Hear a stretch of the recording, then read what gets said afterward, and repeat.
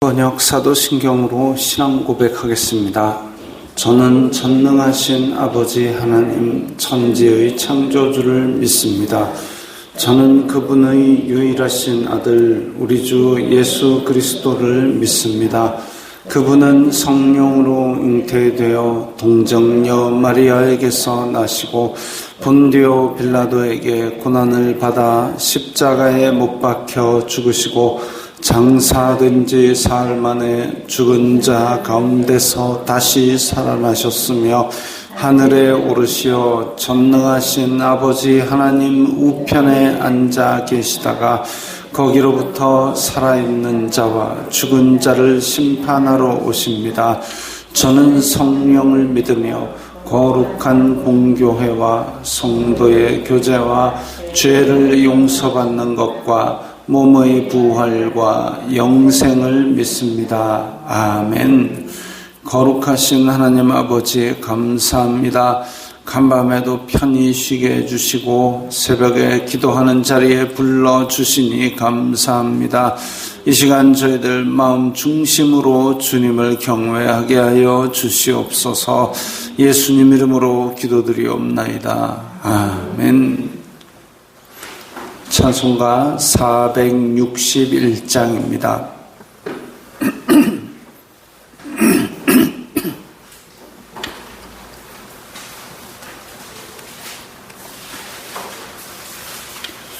찬송가 461장입니다.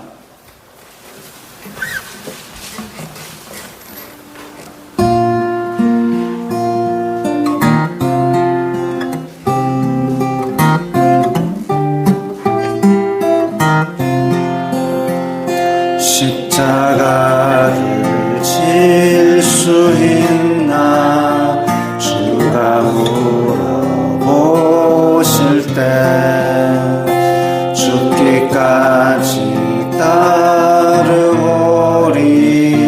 성도 대답하였다.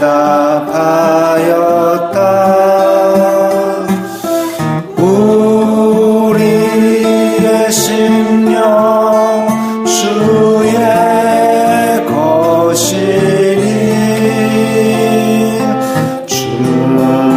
주님의 형상 만드소서.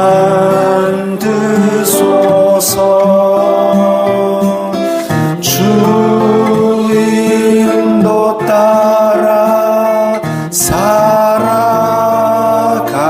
동안 사랑과 충성 늘 바치오리라. 너는 기억하고 있나 구원받은 강도를 그가 회개하였을 때 낙원 허락받았다.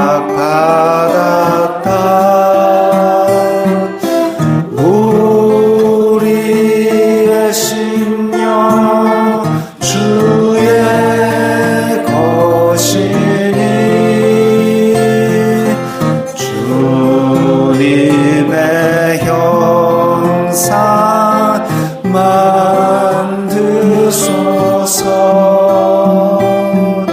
주 인도 따라 살아갈 동안 사랑과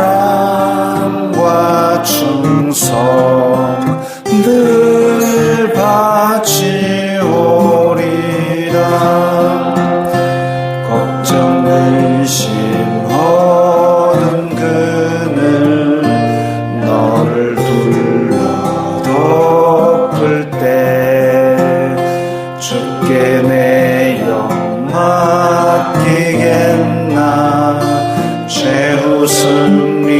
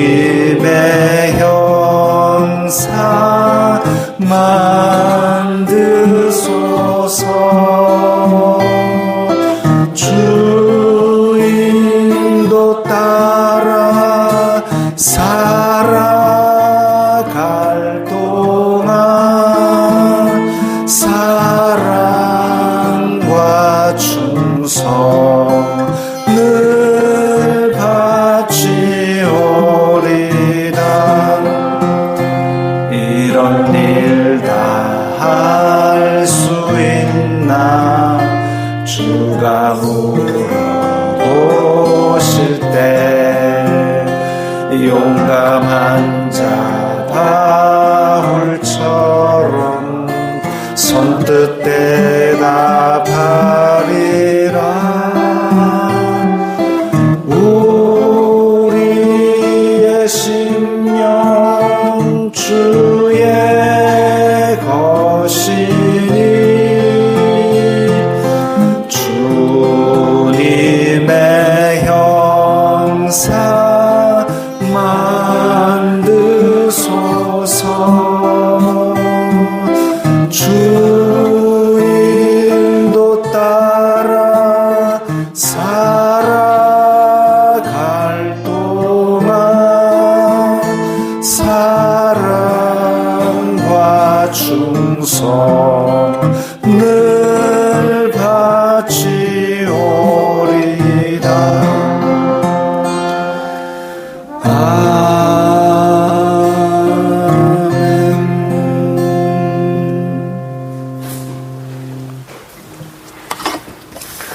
오늘 말씀은 창세기 39장 11절부터 23절까지의 말씀입니다.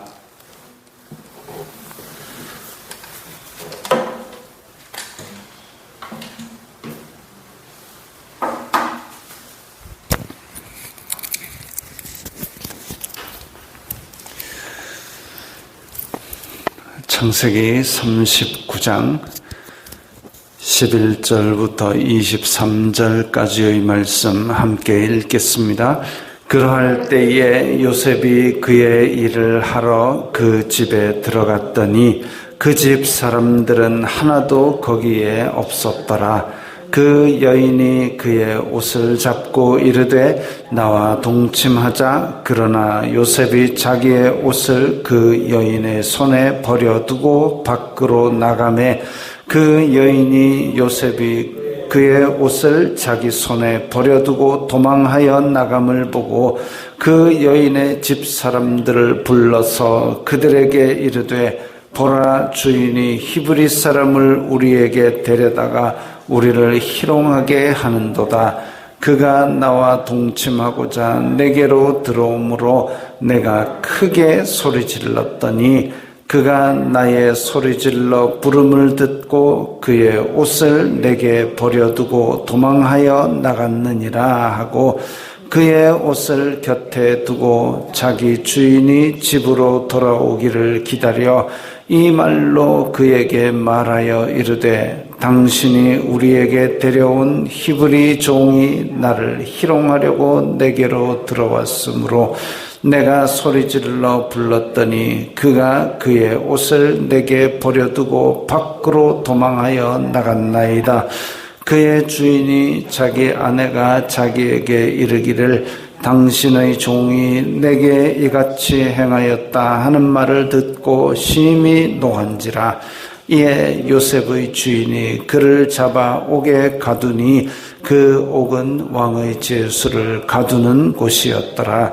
요셉이 옥에 갇혔으나 여호와께서 요셉과 함께 하시고 그에게 인자를 더하사 간수장에게 은혜를 받게 하심에 간수장이 옥중 죄수를 다 요셉의 손에 맡김으로 그 재반 사물을 요셉이 처리하고 간수장은 그의 손에 맡긴 것은 무엇이든지 살펴보지 아니하였으니 이는 여호와께서 요셉과 함께 하심이라.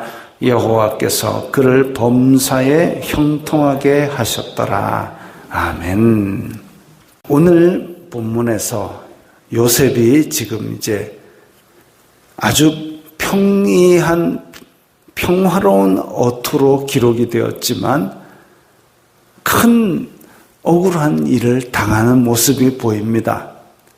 요셉이 그의 일을 하러 그 집에 들어갔더니 아마도 경호대장의 집이니까 집이 이제 여러 칸으로 되어 있을 것이고 요셉은 밖에서 종이니까 밖에서 거주하였다가 출근하는 거죠. 보디발의 집으로. 근데 마침 보디발의 집에 아무도 없었다. 이 여자가, 이 보디발의 아내가 의도적으로, 계획적으로, 종들을 다 물려서 자기의 범죄를 하기 위해서 지금 철저히 계획을 다 세웠던 모양입니다. 이건 실수로 그냥 가다가 갑자기 욕심이 확 동해가지고 요셉 우리 연애하자 이런 게 아니라 의도적으로 계획적으로 자기가 지금 일을 벌리려고 작당까지 한 걸 보여줍니다. 죄는 집요하고 죄는 갈수록 깊어지고, 그래서 사람이 타락한 죄의 본성을 통제하지 않으면 이 죄에 굴러가는 것이 갈수록 눈덩이같이 커져가고 결국은 자기를 파멸로 이끌게 만드는데, 이 여자가 딱 그런 여자죠. 처음에는 그냥 자기 욕심에 이끌려서 얘기했다가 그럼 거절당했으면 아이고 내가 부끄러운 짓을 할 뻔했네, 이게 아니죠. 뻔뻔하게도 의도적으로 계획적으로 자기의 죄를 끝까지 통과시키려고 이 짓을 합니다. 양심이 지금 아예 덮여진 거죠. 죄가 굴러가는 걸 놔두면 결국은 자기 욕심을 의도적으로 계획적으로 더 깊이까지 들어가게 되고 결국은 이것은 자기를 파멸시킵니다. 자, 그런데 요셉이 이렇게까지 했는데도 불구하고 요셉은 옷을 붙드는 여자, 옷이 좋으면 이 옷 네 가져라 하고 던져놓고 나가버렸습니다. 죄는 싸우는 게 아니라 피하는 겁니다. 죄가 무서워서 피하는 게 아니라 더러우니까 피하는 겁니다.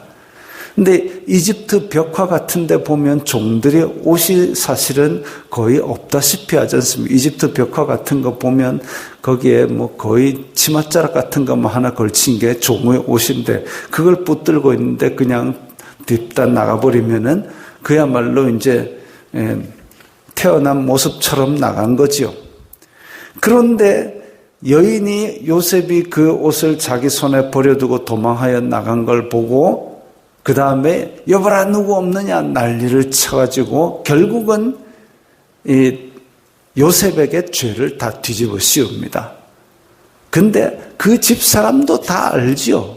그 집사람들도 요셉에게 주인이 눈길 주는 것도 다 봤을 테고 또 오늘 다 물려라 해가지고 요셉만 출근하게 한 것도 다 알고 있는데도 불구하고 그 종들도 입도 뻥끗 안 합니다. 왜? 생계가 달려 있으니까. 그래가지고 지금 이제 뻔뻔스럽게도 뭐하냐면 주인이 히브리 사람을 우리에게 불러다가 이런 짓을 한다 뒤집어 씌우고 있을 때에 특이합니다. 주인이 이 청지기를 이라고 안 하고 히브리 사람을 이라고 이야기합니다. 딱지를 붙인 거죠. 히브리 사람이라고. 딱 그 히브리 사람, 이집트 사람 이렇게 갈라치기를 하는 겁니다. 동서고금을 막론하고 이간질하는 거는 하나님의 의를 이루는 방법이 아닙니다. 이 여자도 마찬가지예요. 지금 죄 짓다가 그 죄가 발각이 되니까 결국은 어떤 짓을 하느냐? 요셉에게 죄를 씌우기 위해서 이간질을 합니다. 이 집사람인데 이 집사람은 하나의 공동체인데 거기에 히브리 사람이라고 딱지를 붙여가지고 혐오와 배제를 하는 거죠. 그래가지고 갈라치기를 해가지고 저 히브리 사람이 보디발이 데려온 히브리 사람이 이런 식으로 갈라치기를 합니다. 그러면 보디발이 데려온 히브리 사람이 나를 이렇게 희롱을 했다. 이렇게 만들면 보디발, 히브리 사람, 희롱 요 세 가지가 묶여버립니다. 이게 갈라치기 하는 사람, 이간질 하는 사람이 교묘하게 딱지를 붙이는 거죠. 그러면 보디발의 입장에서는 나는 히브리 사람도 아니고 나는 희롱하려고 한 것도 아니고 그럼 어떻게 합니까? 보디발이 쏙 빠지면서 이 히브리 사람이 희롱하게 된 것만 남게 됩니다. 이게 아주 교묘하게 갈라치게 하고 혐오하고 배제하는 요 말하는 방법입니다. 이 과잉 일반화를 하는 거죠. 그래가지고 히브리 사람에 대한 배제 그리고 그를 죄를 뒤집어 씌우게 되면 결국은 17절에 보면 당신이 우리에게 데려온 히브리 종이 나를 희롱하려고 내게 들어왔으므로 자기가 잘못한 줄 종들도 다 알고 있는데 지금 보디발을 비난합니다. 요셉에게 비난 안 합니다. 보디발을 비난합니다. 그래서 보디발의 손으로 요셉을 처리하게 만드는 거죠. 이것도 참 못됐습니다. 이런 걸 심리학적 용어로 조종이라 그럽니다. 조종.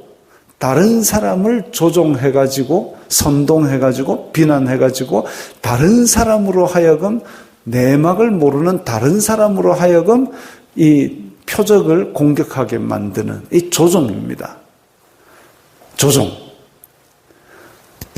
아주 간단한 조종의 상태가 뭐냐면 마트 가가지고 애가 장난감 코너에 들어가가지고 그대로 들르버가지고 발버둥 치면서 으악 하고 울면은 엄마가 부끄럽고 당황스러우니까 그래 뭐 갖고 싶노? 이래가지고 억지로 가지게 만드는 이런 게 조종입니다. 그럼 다음에도 뭐 갖고 싶은 게 있으면 이 아이는 어쩔까요? 땅에 들르버갖고 와 소리 지르면 그럼 엄마 또 당황해가지고 죽고 그렇게 하는 거죠. 그게 조종입니다. 지금 이 보디발의 아내는 자기가 죄를 지어놓고 보디발을 조종해가지고 요셉을 공격하기 위해서 당신이 사온 히브리 종이 희롱하려 했다. 이래가지고 조종을 하면 이 보디발은 히브리도 아니고 희롱도 아니고 하니까 싹 빠져서 이 히브리 종을 희롱하려 한 걸로 묶어가지고 히브리 종을 요셉을 벌을 주려고 하겠지요. 자기 잘못인데 타인에게 돌리는 비난. 아주 이 여자가 보니까 여우인데다가 아주 사악합니다. 그런데 이걸 보디발이 몰랐을까요? 보디발이 그래도 이집트 왕의 경호대장입니다. 그야말로 궁궐 안에는 이 술수와 모략이 온갖 것들이 있어가지고 왕을 죽이려고 하는 그런 속임수들이 잔뜩 있는 곳인데 그걸 막아내는 대장이 그런 거 모를까요? 대충은 알겠죠. 그래서 그리고 자기가 이때까지 요셉을 보아왔으니까 요셉에게 모든 걸 다 맡겼지 않습니까? 아, 이 사람은 충성된 사람이다. 그걸 알고 있으니까 맡겼는데 지금 자기 아내가 이렇게 난리를 치는 거 보니까 아이고 이 요셉 내가 알고 있었던 그놈이 아니네가 아니죠. 만약에 내가 알고 있었던 그놈이 아니네, 이놈이 희롱한 게 맞네 하면 즉결 처분입니다. 경호대장이 종에게 그런 거 생사여탈권이 없을까요? 야 저놈 끌어내서 죽여라 이래 안 하겠습니까? 그런데 지금 상황이 이거 끌어내서 죽여라가 아닌 것 같은 것이 이제까지 살아왔던 보디발의 아내의 삶과 요셉의 삶을 자기 머릿속에 흥분 상태이지만 차싹 계산이 나왔을 겁니다. 왜? 한 나라의 경호대장이거든요. 그래서 요셉을 끌어내 죽여라 안 하고 가둡니다. 어디다 가두느냐? 왕의 이 죄수를 가두는 곳에 가두었습니다. 심히 노하였지만 최소한의 이성적인 판단을 한 거죠. 그게 가능합니까? 하나님께서 큰 그림을 그린 겁니다.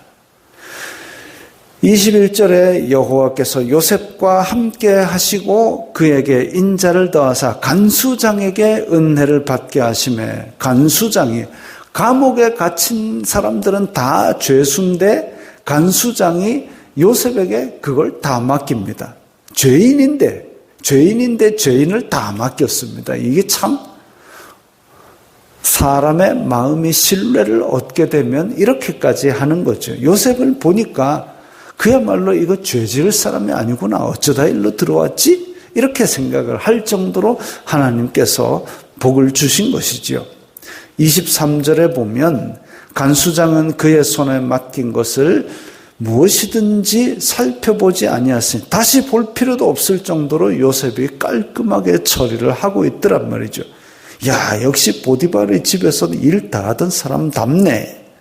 이는 여호와께서 요셉과 함께 하심이라 여호와께서 그를 범사에 형통하게 하셨더라. 아니, 하나님께서 함께 하시고 범사에 형통했으면 감옥에 들어가지를 말고 바로 그냥 이집트에 들어가서 총리 시험 쳐갖고 총리가 되고 이게 범사의 형통이지, 어떻게 이렇게 감옥에 갇혀가지고.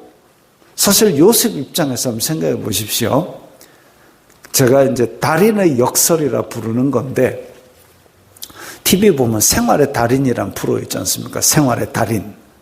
거기에 보면 아주 뭔가를 잘하는 사람이 나옵니다. 달인. 어느 정도로 잘하느냐 하면 막 눈 감고도 팍팍팍 하는데, 예를 들면 뭐 눈 감고도 밥숟갈에 밥을 팍팍 푸는데 밥숟갈에 그 푸는 양이 일정하게 그람수가 1g도 차이 안 나게 똑같이 나오고 막 달인. 대단한 거지요. 남들이 하나, 두 개 할 시간에 자기는 8개, 9개를 해냅니다. 대단한 거죠. 그런데 만약에 공장이다. 그러면 달인 이 사람은 남들보다 3배, 4배 일을 더 많이 하는데 월급은 똑같이 나오는 거예요. 이게 달인의 역설입니다. 잘하는데, 만약에 집에서 인형 눈깔이 붙이는 작업이면 인형 눈깔이 하나 붙일 때마다 돈을 받으니까 집에서 그럼 남들보다 더 많이 붙이면 돈을 더 많이 벌겠죠. 근데 공장 같은 데 가서는 아무리 잘해도 월급이 그냥 나오니까 어찌 보면 달인의 역설, 일 잘하는 사람이 손해보는 느낌입니다. 요셉이 그렇습니다. 일을 잘합니다. 근데 보디발이 집에서는 그렇게 누명을 쓰고 억울하게 옥살이를 하게 됐고, 감옥에 가서도, 감옥에 가면 그냥 조용히 좀 앉아있으면 쉬면 좋을 텐데 감옥에서도 일하느라 바빠 죽겠습니다. 달인의 역설입니다. 그게 뭔 형통입니까? 하나님께서 함께 와서 범사에 형통하게 했으면 좀 쉬든지 이래야 될 텐데, 근데 감옥에서도 일을 하느라 바빠 죽겠습니다. 근데 이걸 여호와께서 그를 범사에 형통하게 하셨다라고 기록하고 있습니다. 왜 그렇습니까? 하나님께서 지금 계획하신 이집트의 총리로 만드는 일에 한 발 한 발 다가서고 있습니다. 비록 누명을 써서 이 자리에 들어오기는 했지만, 사실상 이 자리에서 누구를 만나냐면은 왕의 술 맡은 관원장을 만나야 가지고 왕한테 직접 나아가기 위해서 지금 계단 한 계단 밟아 올라가는 거죠. 하나님의 계획이 바로 요셉을 통해서 범사에 형통하게 진행이 되고 있는 겁니다. 요셉도 지금 형들에게 밀려가지고 이렇게 팔려올 때까지 요셉이 이집트 총리가 될 줄 생각이나 했겠습니까? 근데 종이 되었다가, 종에서 그 집의 모든 걸 담당했다가, 근데 뜬금없이 또 감옥에 갔다가, 감옥에서 또 다 일을 다 맡았다가, 요셉의 입장에서 보면 한 치 앞도 내다볼 수 없는 복잡한 상황이지만 그 가운데서도 하나님께서는 범사에 형통하게 하나님께서 계획하신 일에 한 발 한 발 다가가고 있었습니다. 지금 국제 정세가 심상치 않습니다. 우리가 지금 자유롭게 예배 드릴 날을 가지고 있지만 언젠가는, 조만간 우리가 마음대로 예배 드리지 못할 날이 올 수도 있습니다.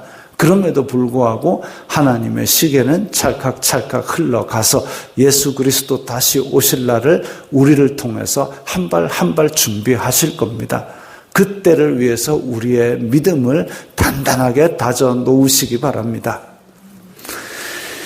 기도하겠습니다. 거룩하신 아버지 하나님, 감사합니다. 저희들과 함께 하셔서 이렇게 죄에 넘어가 하나님의 뜻을 거부하지 말게 하시고 저희들을 통하여 오히려 하나님의 뜻을 한 계단 한 계단 이루어 가시옵소서.